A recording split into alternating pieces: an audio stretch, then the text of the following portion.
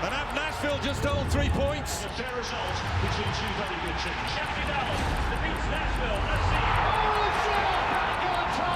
There's Wheel with an open look. And heading down and in. An impressive road victory for Nashville. Welcome to the Galaxy. The castle is ready, finally. After 8 straight on the road for Nashville, Geodis Park was ready to rock.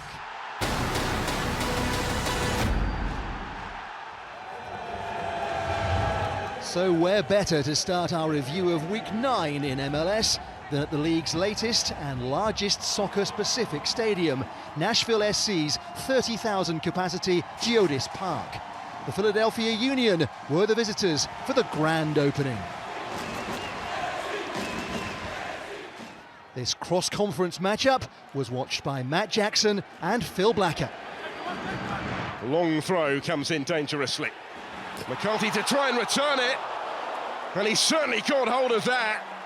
Andre Blake beaten and spared by the frame of his goal. Absolutely brilliant strike from the experienced midfielder, crashing against the outside of that post.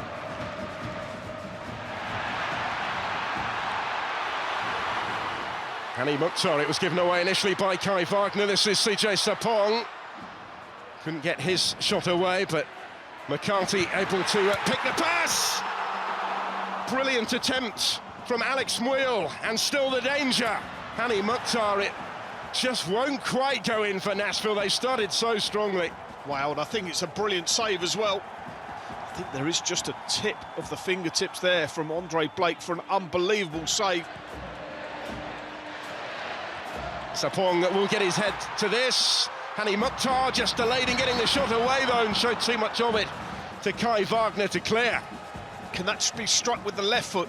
Not going to be an easy chance, but you know bodies are going to get back to you quickly.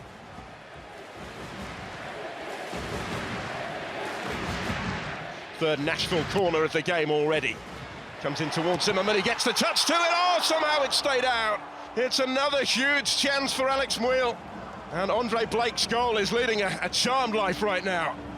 He's probably offside. Andre Blake certainly does know that, and it is an incredible save. Here's Sapong. Up against Jack Elliott.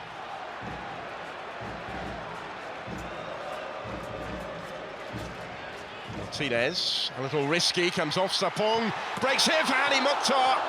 And Andre Blake in the way once more. Yeah, I know he's paid to do this, but this is probably a bit above and beyond the call of duty. Goalkeeper of his athletic ability would be disappointed to be beaten from there. They come forward here with Ua. It's dropped invitingly into his path, taking on Zimmerman, and squeezes the shot in to score his first MLS goal, and to score the first goal at Geodis Park. It's a Union goal. They are gate-crashing the party here. They've hung in, they've been resilient. Mukhtar gives the ball away. You can't be vulnerable to one long ball. Zimmerman gets run and needs to keep forcing Ura away. Once you let him check inside, you're in all sorts of trouble. It's a really cool finish. Might just ignite that man's season as well.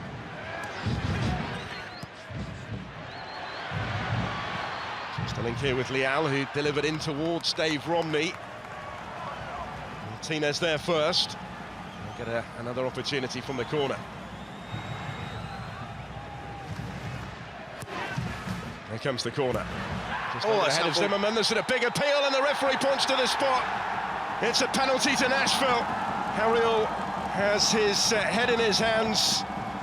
Martinez can't do anything about it. Just in a really awkward position.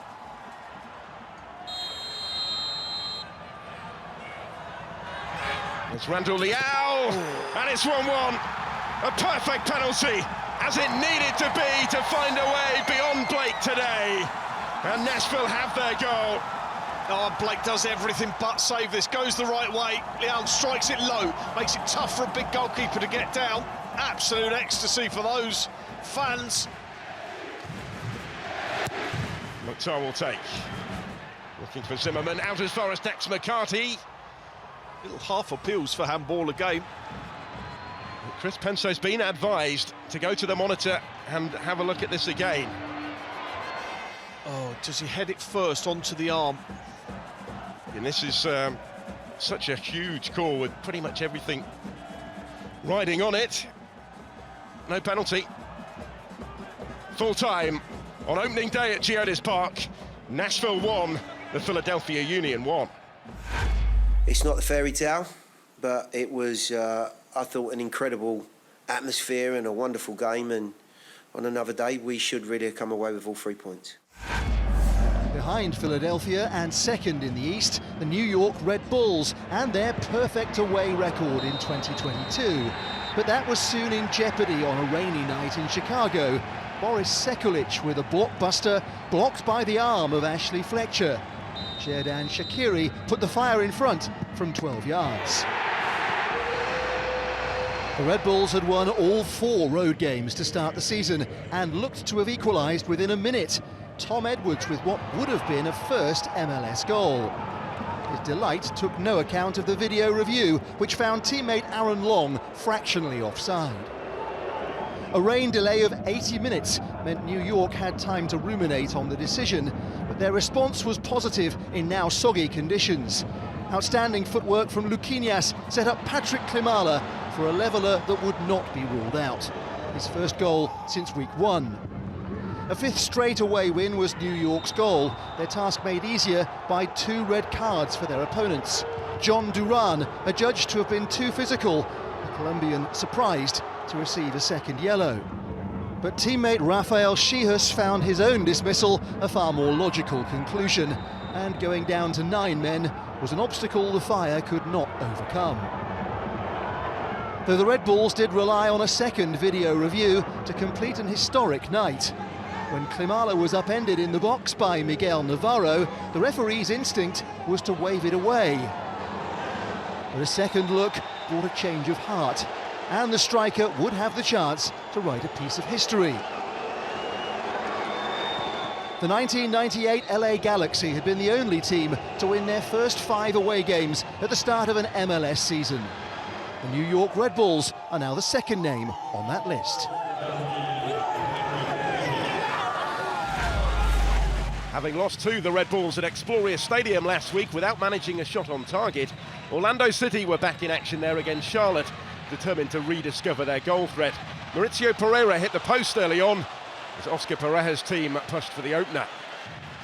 And they made that pressure pay just a couple of minutes later. Michel into the penalty area. Michel with a cross. It falls for Juan! Brilliance from the homegrown and the flash. Orlando had unmasked an unlikely match winner.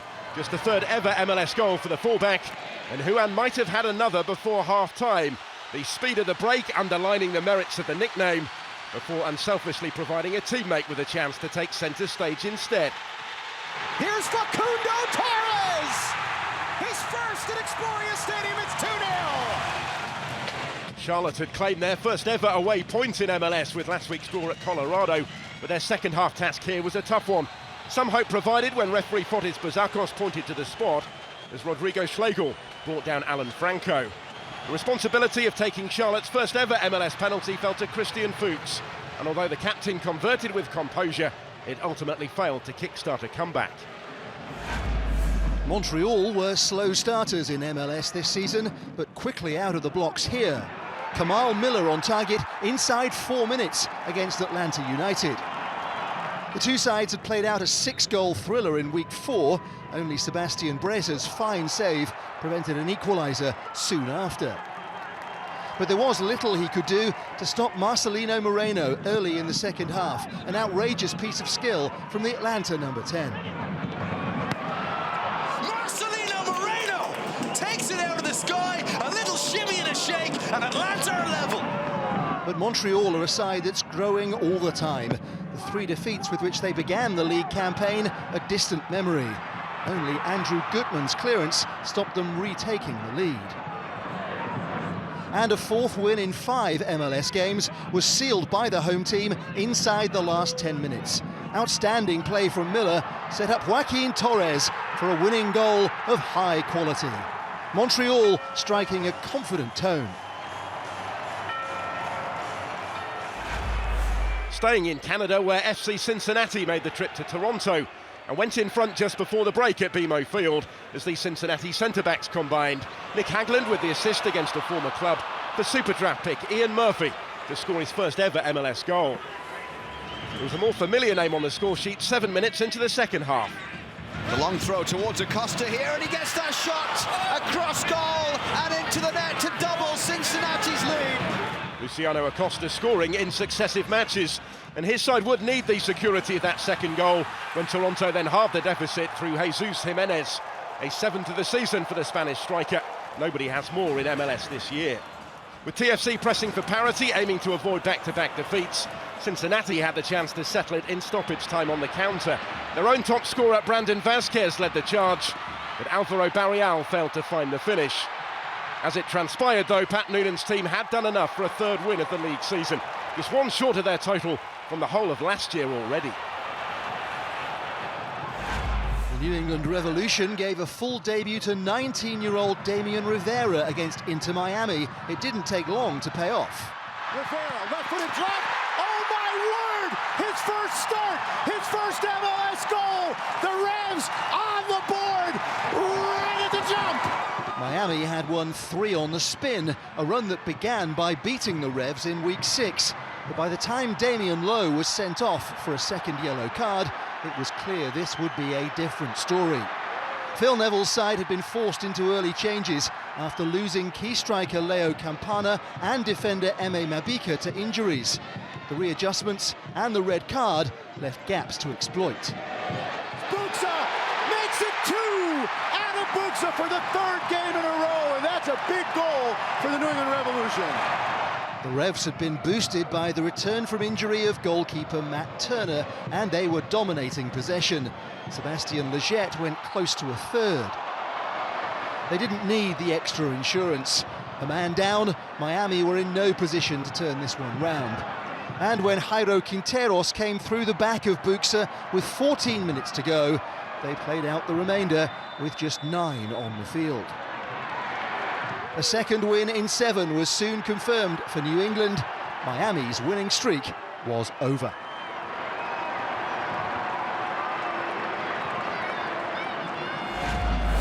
DC United had begun life after Hernan Losada last week with a win against New England, and the capital club came close to taking the lead in Columbus when former Crew striker Ola Kamara hit the post 20 minutes in. It was a let-off for the home side, and they soon took advantage of the reprieve. Pedro Santos ends the Crew scoring slumber. Columbus had been shut out in their previous 4 MLS matches, but having ended that drought, they wasted little time in making it 2-0 before half-time, thanks to Derek Etienne. DC really should have halved the deficit just past the hour, but this was a horror miss from Julian Gressel, which left interim coach Chad Aston heading for his first defeat in charge. And that was confirmed by the Crew's Darlington Nagbe, who showed how it should be done. Nagbe doesn't net many, but tends to deal in the spectacular when he does. This outstanding effort wrapping up the win. 4 without defeat.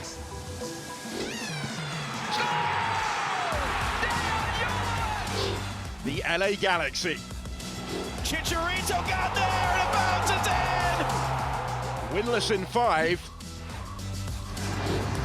And it is 6-0.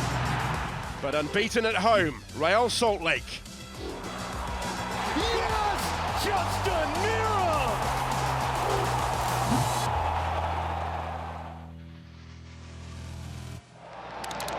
Your commentators are David Connolly and Jonathan Beck. Chang is there. Chang's round the goalkeeper. What can he do? He's trying to tee up for Woods. And the sting wasn't there in the shot. RSL asking big questions in the last couple of minutes. Justin Meram, that ability on the ball that he possesses. I think it's a super little touch there from Jonathan Bond that he goes to ground. Merritt, who produced the most telling passes for RSL. Ruiz, who wasn't far behind. That's a lovely ball. Here's Woods! That was brilliant, and the save was pretty special too. Best move of the game, and very nearly the first goal of the game. Yeah, this is a brilliant save from Bobby Wood on the edge of the area, just trying to bend it into that top corner. In it goes! They've capitalised. It's Silva, the captain, who rises highest. Seconds after nearly doing it, they have done it. Here we go, it's an in-swinging delivery. Silva gets up, Bond just completely misjudges the flight of the ball, gets caught under it, tries to punch it clear, and there is Silva just lurking in behind. Bond has gone from hero to zero. Edwards comes onto it in a flash. Crossfield ball is Alvarez. Needed to take it earlier. Well, you've got to say, I think that's outstanding goalkeeping. Maybe Alvarez could have taken it earlier, but I think McMath came flying out of his goal, really closed down the angle. Edwards again, trying to make the space. Alvarez dancing through, can he squeeze it through? There's a header from Brody, a header from the other fullback Herrera, and the ball stays out. Well, Herrera, terrific defending. Nice little give and go here between edges. Couldn't quite get his shot off. Set Alvarez, took too long in possession. Eventually gets his shot off, it's deflected, and there's Herrera to cap a fine performance in the right place at the right time to make the clearance. Alvarez feeds it in. That's a lovely touch from Lovelic. And the shot in the end from Grandsir is well saved again. Well, this is fabulous. Fabulous football here from the Galaxy. Best move of the match for them. But that man, McMath, again in the way. Turned back in by Araujo. Just need some calm heads, some cool defending. Oh, they've not got it here. Jovelic! She's done it again! Honours a sub late on, and another late goal for Dejan Jovelic. Well, this is a fantastic finish again from Jovelic. Comes up with another late goal. Maybe complaining about a push there, possibly. Mastroni, is this what they're looking at? He's going to go and have a look. I think Williams knew exactly what he was trying to do, because Glad came in front of him. He looked like he was going to clear this with his head, and just a subtle little push in his back. I think this will be disallowed. Well, it was a big goal, but it doesn't count any longer. Final score here, it's Real Salt Lake 1, the LA Galaxy 0. When you know, points are on the line, when you've worked extremely hard, when you've coming off a tough week, that performance is exactly what was needed to get 3 points. Starting week 9 at the top of the West, LAFC, who were held to a goalless first half by Minnesota United. And the Loons nearly struck at the start of the second. Robin Lurd knew instantly that a better chance would be hard to create. There was far more going forward from LAFC. In all, they had 23 attempts on goal and 6 on target. This from Christian Arango wasn't one, nor the follow-up from Mahala. But LAFC have patience and depth in the squad to match, and a substitute would prove the point. Got knocked down, and it's a goal. It's Ryan Hollington who gives LAFC the late lead. Energy was coming from both the exuberant crowd and the LAFC bench. A sassy flick from Francisco Ginella helped set up another replacement for the clinching second goal. Jose Cifuentes for the leading side in MLS so far this year.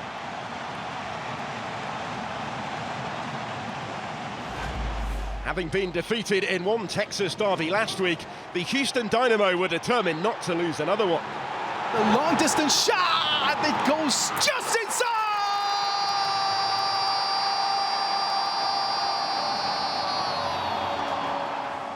Sebastian Ferreira with an audacious effort to open the scoring against Austin 5 minutes in, his 4th goal in 4 games. Goalkeeper Brad Stuver's game was ended by an injury suffered in trying to keep that one out, but his team's response was impressive, and Daniel Pereira's first ever MLS goal had them level before half-time in Houston. Austin arrived on the back of their best ever winning run in MLS, and were heading for a 4th straight league victory, thanks to the informed Sebastian Driussi, who completed the comeback in stunning fashion. A 7th goal of the Argentine season, the joint's early leader in the race for the Golden Boot, keeping his team amongst the pace setters too. After their own Texan derby success the previous week, FC Dallas were at SKC. The home side frequently inspired by Johnny Russell in this fixture, with Daniel Shalhoub as his accomplice-in-chief. The two combining to win a penalty 20 minutes in. Shalhoub drawing the foul from Spanish defender Jose Martinez, and a fifth goal against Dallas for the Scot since September 2020. But the response from the visitors was both swift and spectacular. And he tucks it inside the far post. What a strike from Alan Velasco. The 19-year-old was not the only one impressing in Dallas colours as the team looked to extend its 6-game unbeaten run in MLS. Jesus Ferreira, his 6th goal on the season, and that was an absolute touch of class. A 5th win in 7 games looked a real possibility for the Texans, but a misjudgment from substitute Brandon Savania hurt the cause. The second yellow card, just 7 minutes after coming on, left Dallas down to 10 midway through the second half. SKC hadn't scored more than once in a game since last year's playoffs, but in week 9 of the season, it was time for that to change. This time, Shalhoub slots it home. The Hungarian assassin. Colorado took a 20-game unbeaten home run in the regular season into their meeting with Portland, who had notably defeated them in Denver in last year's playoffs. The Rapids' hopes of redemption were raised when Lalas Abubakar headed home 20 minutes in, then dashed by a video review. Offside given against Jonathan Lewis. But Colorado's moment would come. Here comes Rubio, round the wall, over the wall, past the keeper, back of the net, crash, bang, wallop. The Rapids are in front. The 5th of the season for Rubio, equalling his tally from the whole of last year, and it set Colorado on course for a first win in 6. Mark-Anthony Kaye came so close to doubling the lead when crashing one against the crossbar, with Robin Fraser's team in charge.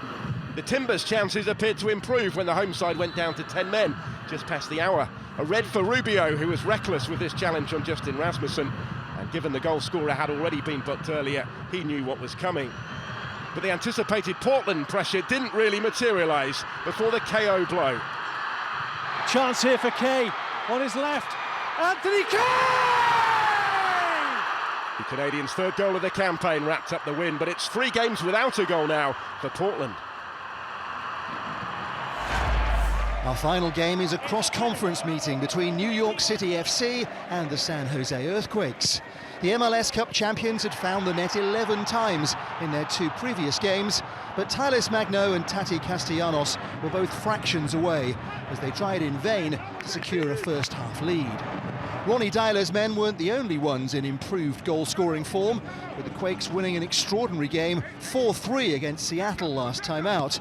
Sean Johnson had to make double sure that Eric Remedy's well-controlled effort didn't drop in. And the game was well into the final 20 minutes before NYCFC took charge. Keaton Parks finding a direct route to goal with help from Tylis Magno. Keaton Parks finds the back of the net, and it's 1-0 New York City. NYC have an array of attacking talent that few clubs in this league can match. Gabriel Pereira is yet to start an MLS game, but he has begun scoring. Pereira turns, shoots, and Gabriel Pereira, just like Keaton Parks, scores in back-to-back matches, and it's 2-0. San Jose were heading for a first defeat under interim coach Alex Covello, but at Yankee Stadium, NYCFC can be hard to resist. Chris Gloucester's first goal in Major League Soccer wrapped up a 3-0 win. Comfortable in the end. San Jose stay 13th in the West with bottom side Vancouver and Seattle just above not in action. LAFC continue to lead the way as the top 4 remain unchanged. RSL are up to 5th. In the East, the Red Bulls are now within 1 point of leaders Philadelphia. Montreal climb into 4th with their win over Atlanta, who slipped to 7th. Columbus are the big movers, up 6 places to 6th. Week 9 served up a selection of sumptuous strikes. Nappy volley!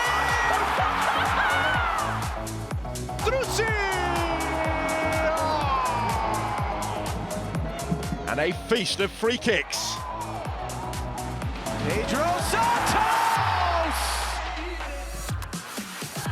Crash, bang, wallop. This copyrighted broadcast of Major League Soccer may not be retransmitted, reproduced, or rebroadcast without the express written consent of Major League Soccer.